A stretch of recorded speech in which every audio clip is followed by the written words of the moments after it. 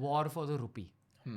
अब मानते हो कि डॉलर अभी आउट ऑफ पावर चले जाएगा? यहाँ ना हमारी ऑडियंस के लिए 4 इन्वेस्टमेंट के हमें साधन बताने हैं।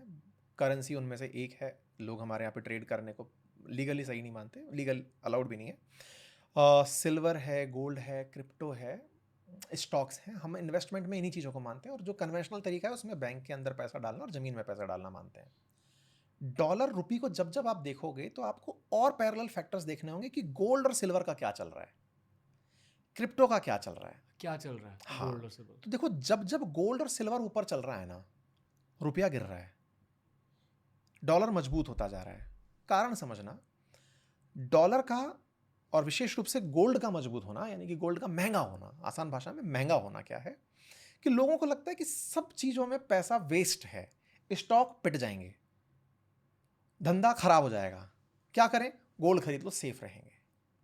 तो गोल्ड ने जो सेफ्टी फीचर बना के रखा है ना इतने लंबे समय से। एक बार क्या हुआ, अमेरिका में सेकेंड वर्ल्ड वॉर होने के बाद ब्रेटन वुड सम्मेलन हुआ, जहां पर यह तय हुआ कि दुनिया के लिए 2 बैंक बना के देगा अमेरिका। एक का नाम होगा वर्ल्ड बैंक, एक का नाम होगा IMF, और दुनिया को एक करेंसी देगा जिसका नाम होगा डॉलर।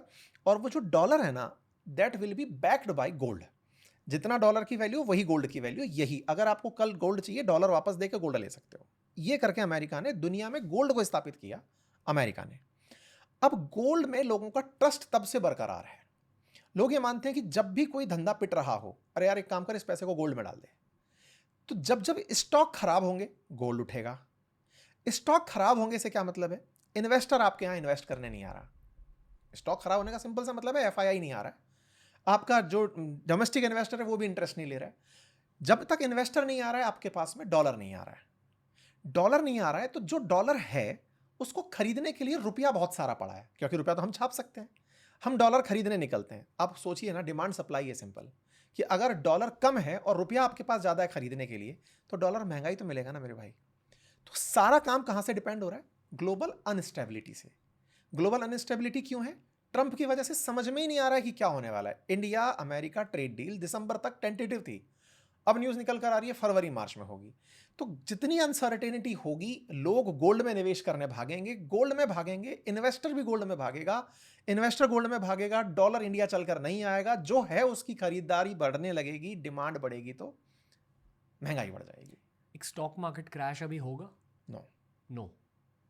इंडिया ने एक बहुत अल्टीमेट हिट किया है, और वो ये है, हम लोग ना ट्रंप के टैरिफ के समय 85 से गिर के 72-73 हज़ार पे सेंसेक्स में पहुंचे थे। हमने टैरिफ के रहते रहते फिर से 86 का हाई बना दिया है। अब मेरा जो प्रोजेक्शन कहता है कि अगर टैरिफ हटते हैं तो भारत एक मुकाम स्थापित करेगा ट्रेडिंग के अंदर। टैरिफ हटेंगे? 100%। उसके बिना तो चल ही नहीं सकती दुनिया।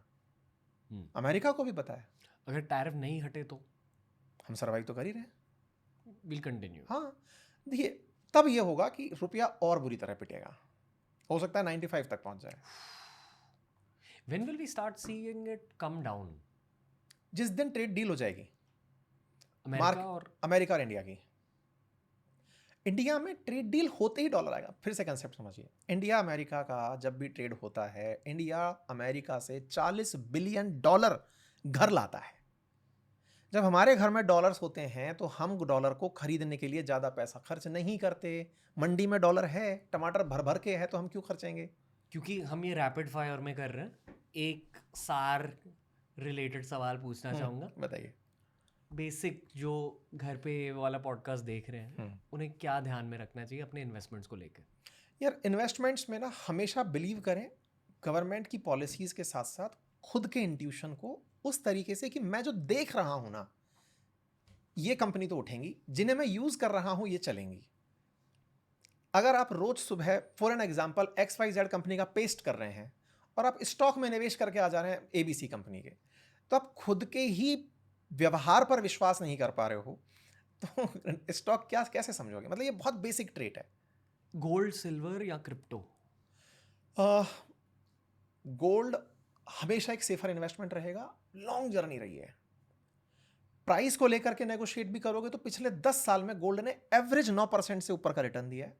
गोल्ड हमेशा सेफ इन्वेस्टमेंट आने वाले टाइम में भी रहेगा, क्योंकि गोल्ड केवल इंसानों को नहीं खरीदना है, सरकारों को भी खरीदना है। दूसरा इंपॉर्टेंट बात, एक बात जो हमें बहुत समझनी चाहिए, स्टॉक मार्केट को और उस देश की खुद की करेंसी को वहां की सरकारें कंट्रोल कर सकती हैं। गोल्ड, सिल्वर, क्रिप्टो, ये 3 चीजें ऐसी हैं जिन्हें कोई कंट्रोल नहीं करता। ये मार्केट में डिमांड और सप्लाई पर चलती हैं। जितनी डिमांड होगी उतना ज्यादा प्राइस बढ़ेगा। जब कंट्रोल से ही परे है, यानी कि कोई और चला रहा है इसे, ये समझिए, तो ये डिमांड सप्लाई का खेल है। और डिमांड तब इनकी बहुत बढ़ेगी जब मार्केट में अनिश्चितताएं बढ़ेंगी।